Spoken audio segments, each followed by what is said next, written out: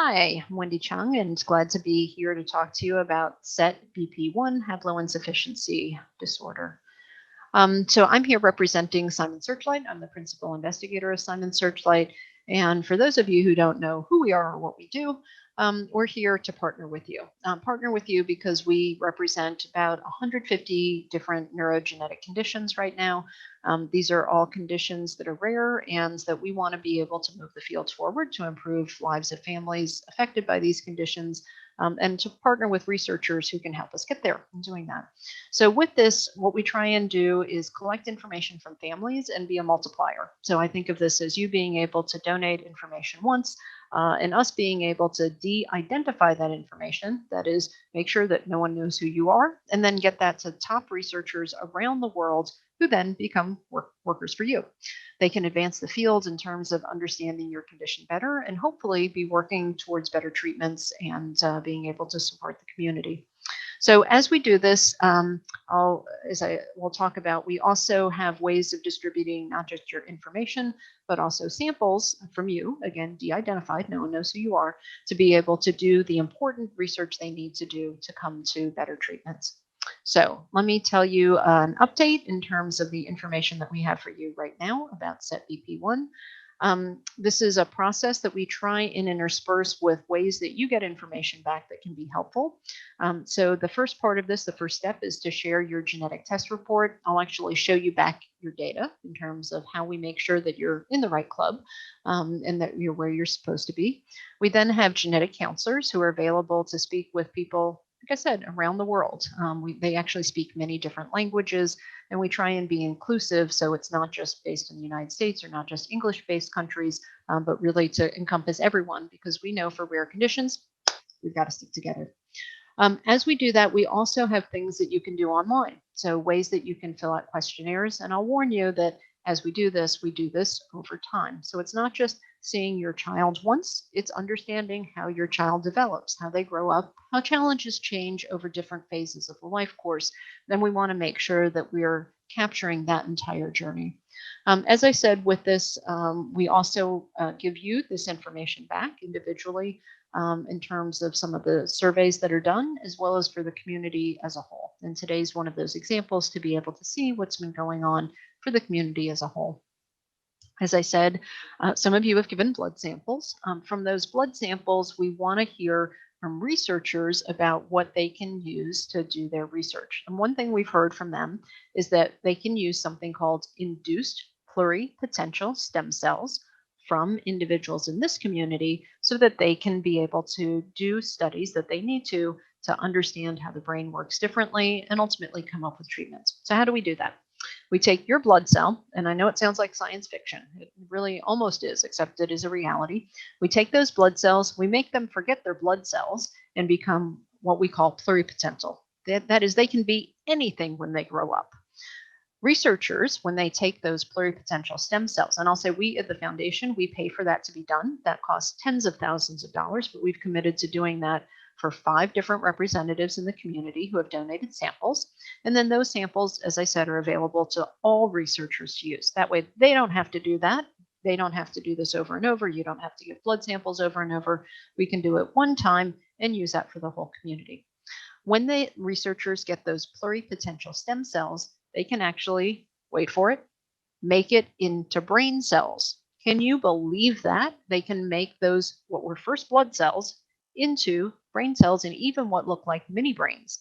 They can do that so that as they're understanding how those brain cells are different and how we can get treatments, that we can do this in a dish. It's you.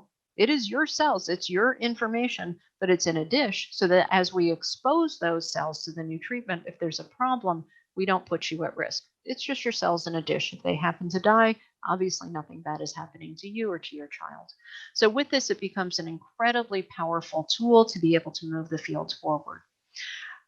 As an example, and let me walk you through this a little bit, these are the different genetic changes that we saw in the SETBP1 community when we looked at your lab reports. And shown over here in the column, the second column that you'll see either on the left or the right, most of those cells are empty. And that's because I'm showing you only when there's more than one person with that same exact genetic variation. In a small number of cases, there are two of you that have the same exact genetic variation, but in most cases, you're you're one. You're one and only. You're unique. You're the only one that we know of, at least in the Simon Searchlight collection, who has that particular variation. Why is that important? Because you're the only one who can represent yourself. If you're, in fact, the only person in the world with this particular genetic variation, no one is just like you. In particular, for those of you who are on the right, if you happen to recognize yourself in terms of those changes are especially unique. You really, for those if you're the only one, you really, really, really, let me say that one more time, you really, really, really have to represent yourself because those changes, those differences may behave in a slightly different way that if you're not represented, those researchers, they can't work for you. They can't actually develop better treatments for you if you're not in their experiments. So I encourage you, and I know we can't do it obviously over Zoom, but I encourage you, for those of you who are US based, absolutely sign up. We make it easy for you to donate your blood sample and make sure that you can be part of this research and be represented. This is mainly for the researchers around the world who might be tuning in and watching this. I've just shown you a stick figure of the gene itself so that you can see, in particular, on the lower half of this figure are the missense variants. Many of the, or rather in red lollipops, some below, some above, but showing you the different variants that we're seeing within the community. For the researchers out there, the ones below the line are the variants of uncertain significance. So we're not exactly 100% sure what they mean. The ones above the line are what the clinical labs have identified as pathogenic or likely pathogenic.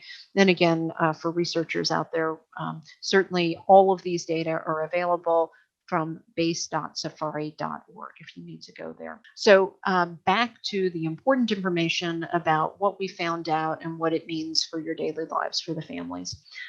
So I want to couch this or be able to have a disclaimer. This is based on 15 individuals through the SETBP1 community. The age distribution is shown here. So I'm showing you the age on the x-axis, the number of individuals on the y-axis. You'll notice that everyone is below the age of 14. So we still need to understand what this condition looks like for individuals that are in their 30s, 40s, 50s. We're not quite there yet. For the next slides that I'm going to show you, they're set up with the percentage of individuals in the community on the x-axis, and then on the y-axis are shown the different manifestations, the different conditions. For almost everyone in the community, I actually think personally, everyone in the community who's old enough at least, we do see evidence of developmental delay, language disabilities or language impairments, intellectual disabilities, but essentially problems with the brain and how the brain is developing and functioning. As I'll show you in a second, people make forward progress. So it's not that they stop developing, they stop learning. No, no, no, it's not that at all.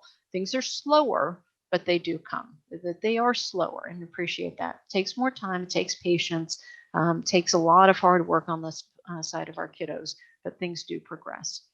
There are some challenges that make it even a little bit harder. Problems with attention seem to be a little bit more common than I see with some other conditions. So being able to focus, staying on task is a challenge. And again, the numbers are small, but problems in terms of either autism or autistic-like features are something that we see. In addition to that, we can see other manifestations in terms of how the brain is working, other manifestations that we see in terms of low muscle tone, being floppier. And so many of the kiddos are getting physical therapy, helps with core tone, so truncal tone especially, but also helps in terms of arms and limbs and coordination, muscle memory, being able to learn different tasks in terms of walking and being stable and not bumping into things. All of those are things that the brain is in charge of and get better with practice. Practice, practice, practice makes perfect. Thankfully, we don't see as many problems in terms of other manifestations, not as much problem with high muscle tone or hypertonia or cerebral palsy. But again, our numbers are still small at this point. Besides what we see directly in the brain and behavior, there are some effects that the brain has on other parts of the body. I do think they're related in a way, but many of these you might not think of as being related to the brain. So one example are the eyes. The eyes are literally connected to the brain, and kiddos can have problems with the eyes in terms of a few different issues. So even things as simple as wearing glasses, so problems with either astigmatism or not being able to see things farther away, and glasses can help. Sometimes we see things that might need surgery to treat, so if we see a lazy eye or crossed eyes, one of the pieces of advice is to make sure if your child hasn't seen a pediatric ophthalmologist, especially one for children with special needs, definitely one of my recommendations. Tummy trouble. So this is gastrointestinal problems are quite frequent. We see in over half the children. These can change over the life course. At some times in life, I will tell you, they're tough. It's a combination of constipation, diarrhea, sometimes heartburn or gastroesophageal reflux, are treated with many of the same strategies that we use that are not specific just to SETBP1, but oftentimes to children that have other neurological conditions. What do I mean by that? So every child, it's a little bit of trial and error. And I apologize. I wish I had one magic formula, one magic prescription to write, but it does depend a little bit on the child, what they like eating, what their days are like, because you can make some diet modifications that will help in terms of regularity, changes in fiber content, fruit, vegetables, even amounts of lactose in the diet, probiotics, as well as in some cases medication. So things that might help in terms of Miralax, things that are stool softeners, other things in terms of Pepcid that might be problems with reflux. You don't have to go out and ask your pediatrician for each one of those medications, but just to say those are some of the standard medications we use for children that have those types of intestinal problems. The brain is connected to the gut. And in fact, there are even little brain cells within the gut. And so that's why I say it might not be obvious that that's a problem that's a brain manifestation, but it is directly related to what's going on in the brain. The other common issues that we'll see are growth problems. So I put them under the category of endocrine or glandular problems, but they're mostly with problems with kids that may not be gaining weight as well. Those sometimes are related to the tummy trouble. Very rarely, but occasionally problems with being a little bit on the shorter side. But again, once those tummy troubles are cleared up, oftentimes the children will gain weight. It might sound odd, but genital issues or genital problems, we've seen some of the boys in particular with undescended testicles. This is something that pediatricians check for commonly, and occasionally they'll come down on their own, and occasionally they need a little bit of surgery just to tack those down into the scrotum where they belong. But thankfully, this is mainly not a medical issue. Medical issues are not the central area, really mostly in terms of the brain and behavior. So I've summarized here what conditions were serious enough to require medicines. To me, that's important, both in terms of for you to wait and whether or not medications seem to be helpful. The clear message here, and I think it's an important message for the SETBP1, is I told you before that hyperactivity or problems with attention or focusing were something that we heard about. We also heard that it's a significant enough problem for people to want medications, to try medications. So whether it's Adderall, Ritalin, but things that are, again, usual medications that we would use for attention issues, hyperactivity, but trying them with SETBP1 deficiency. With this, many of those are effective. I can't say they perfectly cure the problem, but many of them are effective and important in terms of kiddos being able to focus so that they can learn what they need to do in terms of their school, the therapies, and attend to tasks. Okay, so the next part, I want to shift a little bit from the medical side of things to think about the developmental side of things.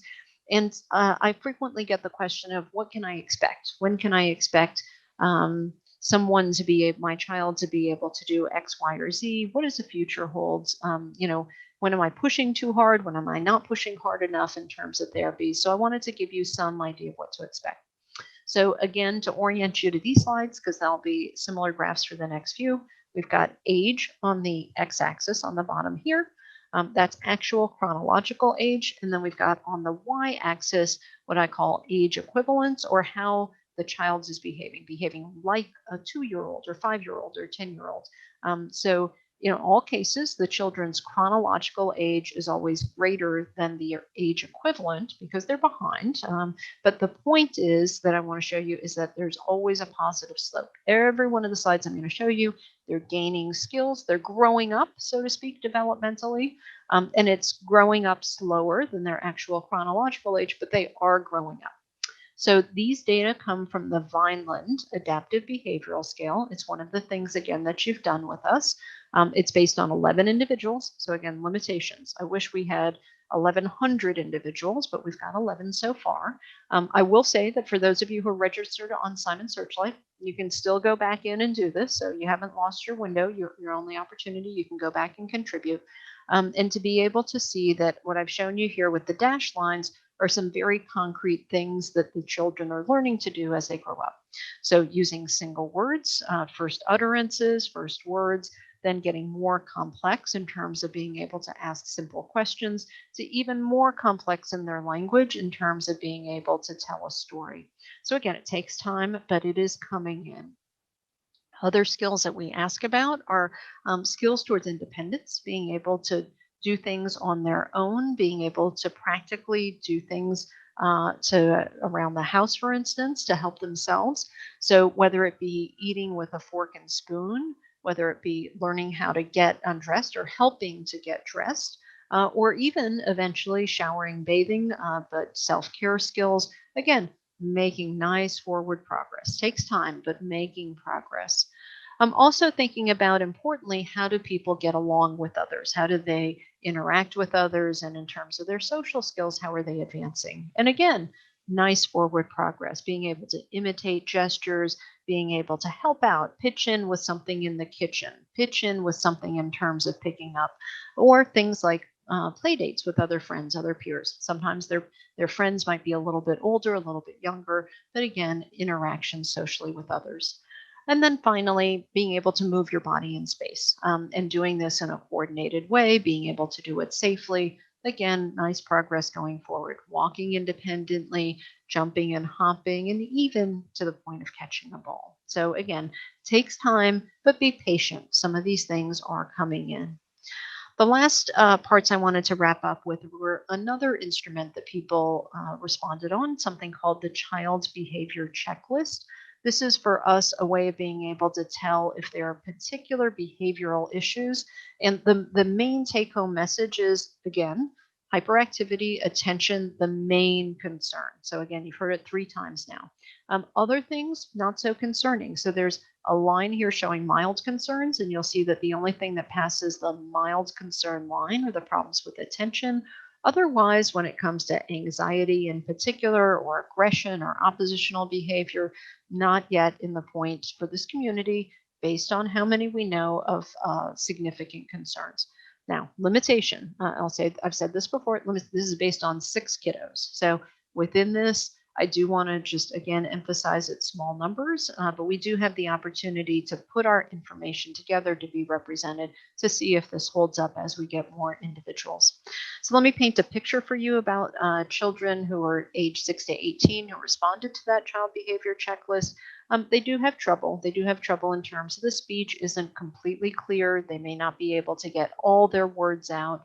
They may act on younger than their age, be a little bit more immature, and have problems with attention or distractibility. Overall, putting all the pieces together between the medical issues, the behavioral issues, I want to point out this is a condition where we continue to see improvements. We don't see regression. We don't see, once individuals have really gained those skills and they're solid, we don't see them losing skills. It takes time to be able to achieve those skills. We need to be patient. But I do think that individuals, the younger individuals I'm seeing growing up, are doing better than the last generation, for instance, of individuals who are now, for instance, 15 or older. We're recognizing the potential. We're giving them alternative methods of communication. We're opening up new opportunities. We have brand new technologies to be able to allow them to do more and to achieve more, to be more independent. So overall, I'm optimistic. I hope you found this information helpful. I hope you do share it with your providers, whether it's your doctors, educators, therapists, because I hope they can help all of us to make our kiddos the best that they can be. Thanks. All right, let's get started. So welcome everyone to this SETBP1 Q&A discussion for Dr. Wendy Chung. My name is Lindsey Noonan, the SETBP1 Society Secretary, and I'm joined here with Dr. Wendy Chung, Director of Clinical Research at SFARI. Thank you, Dr. Chung, for your very informative presentation. We welcome all of you to ask questions in the Q&A box. Please remember to avoid including any personal health information in your questions for your own privacy. We do apologize in advance if we don't get to all the questions, but we're going to try and cover as much as we can. With all that said, let's get started. I'm excited to hear from all of you. We'll begin with just a general question. Dr. Chung, my child is having a really hard time paying attention in kindergarten. At what age is it appropriate for me to consider an ADHD medication for my child, and who should I talk to about this concern? Right, that's a great question. So we've actually seen this through Simon Searchlight, that attention is a common problem, so you're not alone in terms of that. There's some things that you can do prior to medication. My guess is you've already been there and done that. And that's why you're asking about medication now. But some of that includes, for instance, a para or a shadow to help in terms of redirecting, staying on task, smaller class size, being able to minimize distractions, whether at home or at school. So definitely try all of those things first.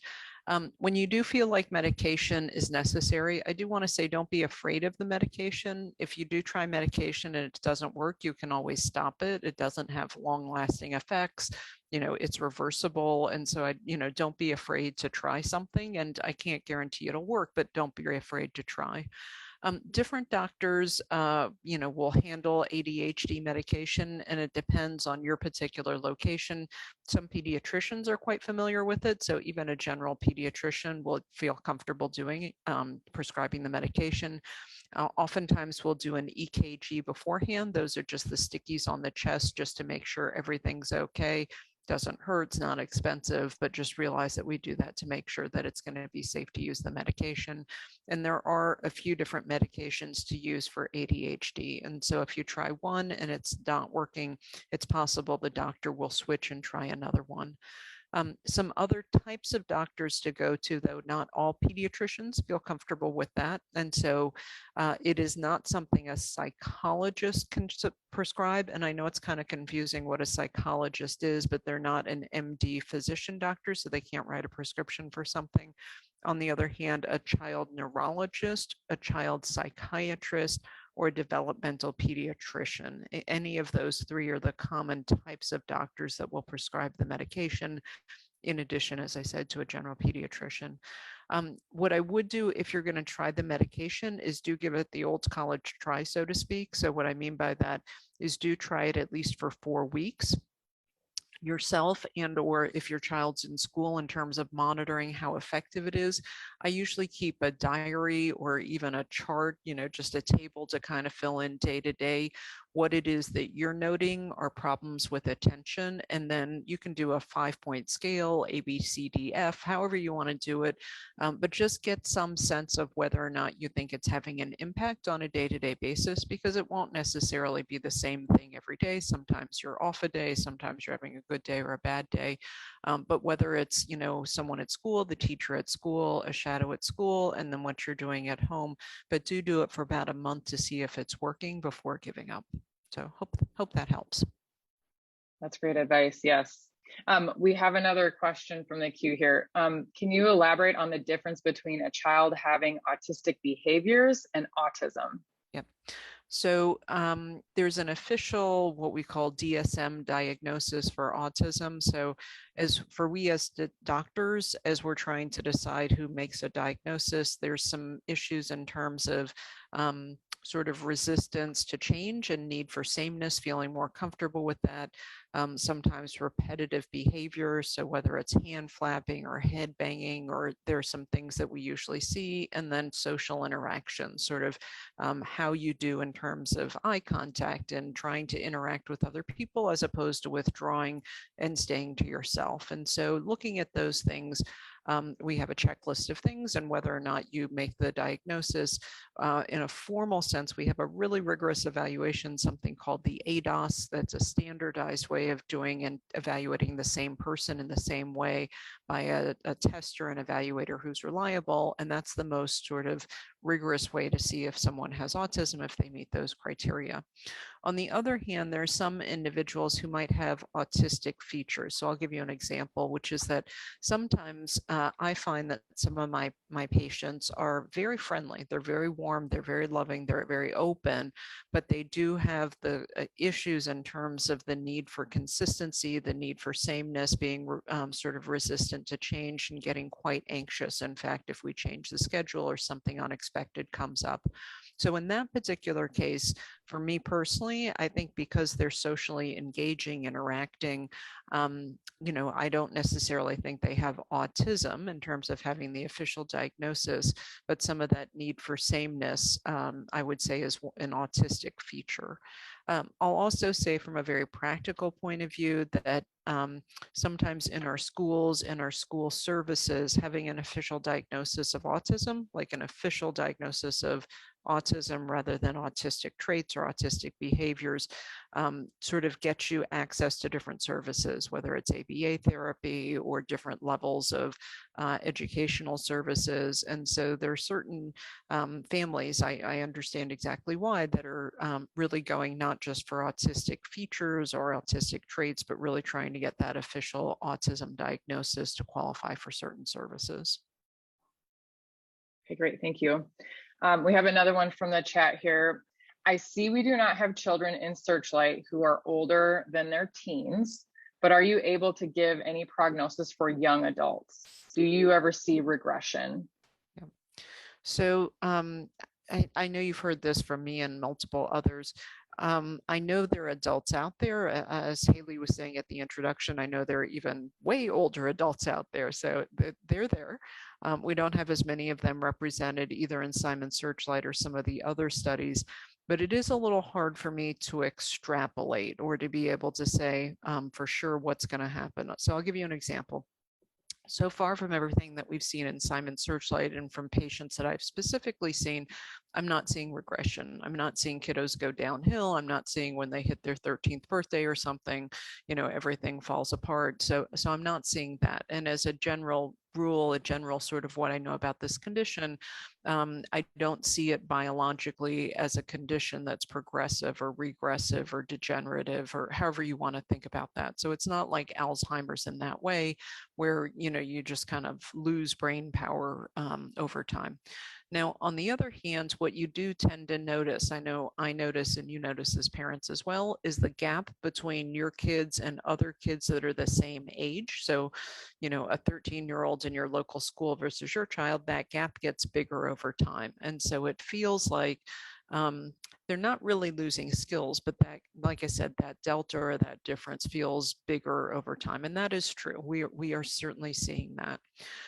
The reason I say I can't say for sure is because there are other conditions where I've seen where when I first started studying them at the beginning, they were exactly as I described. Kiddos kept going forward, kept doing, making improvements, gaining new skills through the age of 20. But it wasn't until I started seeing much older individuals that I knew for sure that the trajectory is different. I want to highlight that's the exception, that case where I said that something changes for people that are in their 50s or 60s or something like that. So I'm not expecting that to be the case, but formally, I would really love to have data, not just from one 60-year-old, but many, many 30, 40, 50, 60-year-olds for us all to be confident that that's the case. So that's a general, I think in general, our kiddos continue to make forward progress and I'm not expecting there to be any degeneration. Okay, great. What can the SETBP1 loss of function condition learn from the gain of function condition? Yeah, that's a great question. I know you guys have done a great job and you've heard the sessions this afternoon. I know it's a bit confusing. It's definitely unified in terms of SETBP1. One of the things I think strategically, I'm talking to both of the groups here, whether it's a loss or gain of function or Shinsell-Gideon syndrome or the loss of function, I think numbers matter. And I think in terms of being unified to make sort of a presentation to companies that work work on this, researchers that work on this. If you're double the numbers, it's better than half as many in terms of this, or whatever the math ends up being. Because it is a numbers game in terms of some companies, for instance, looking out and looking at the landscape and saying, well, I'm only going to work on a condition if it has at least 100 people, or if at least it has 250 people. And so you just want to be able to get your representation up so that you qualify for them to start thinking about there being a sufficient market. I mean, I hate to be, sort of really crass about this, but they're looking at literally how many people are there that they can help, and, who's going to be able to use whatever they might develop. In some points, when you think about that, and as researchers start working on that, they may be doing what I call something like a high throughput drug screen, or something in terms of trying to work on the SETBP1, and a priori, they may not know whether it moves things up or down. And so for them, if they just sort of commit, we're going to work on SETBP1, we're not sure which way things are going to go, they might be able to help both the communities sort of simultaneously. In addition, there are clearly overlapping features in terms of the brain. It's not exactly the same, but there are definitely problems in terms of the brain not working all the time quite right. And so being able to get more towards, what is the sort of more normal working of the brain is what we're trying to do for both conditions. So hope that gives you some sense of what it is. But at the end of the day, I do think it's possible that there are going to be different treatments. Ultimately, the early stages might look similar. There might be synergies, but at the end of the day, what, type of medicine we take might be different for the two groups. Okay, great. Thank you. For a newly diagnosed family, can you talk about some therapies that we can expect to help issues in young children with SETBP1? Yep.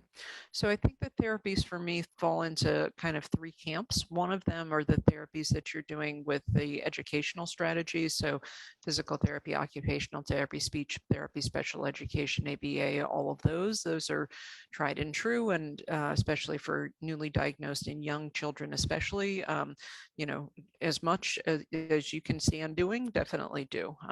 Early on, especially, the more the better.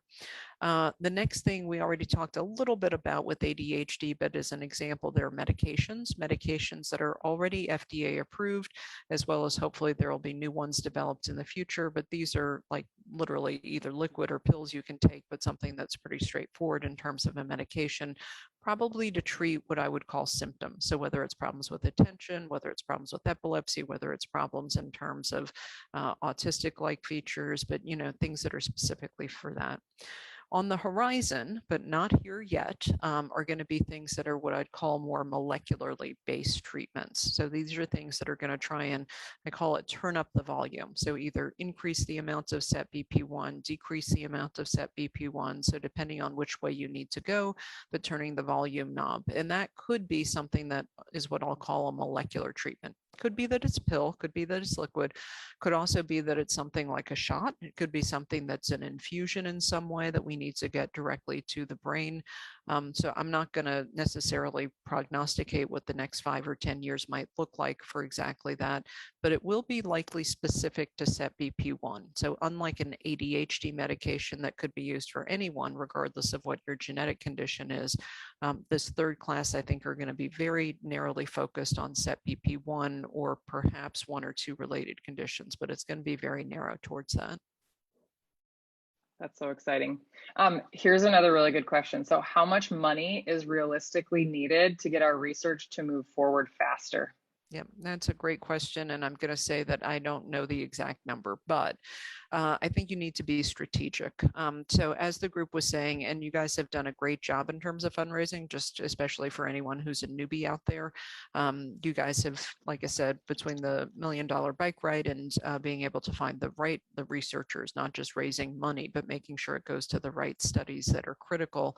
To me, it's about being strategic. So it's about, and I'll just put, again, the unabashed advertisement again, cell lines from Simon Searchlight, data from Simon Searchlight, anything you can get for free, do for free. There are going to be some improvements in the fields, which I don't know that you're going to have to pay for, but enabling technologies that I think you want to just sort of hang on, go in and, ride the wave and be able to use those technologies. And my answer in terms of how much is the more the better. The reason I say that is because if you can fund it now, your condition will go forward faster and be first out of the gate rather than being 20th out the gate. So I think the biggest thing is you do the best you can, you think strategically and do the best you can with whatever funds you're raising. And certainly I and folks like me are willing to help and guide you in terms of what that is and when it is. But there are a lot of people out there. The group, I'll just say, I think there's been a great job in terms of whether it's social media or other connections with the industry doing things. You guys have had your voice amplified far more than your numbers. So just realize that your group has been incredibly effective about having the ear of people that are working on the condition and at least making people aware so that you're at the starting line. You're ready to go as soon as other people are ready to pick up a condition. SETBP1 is right there.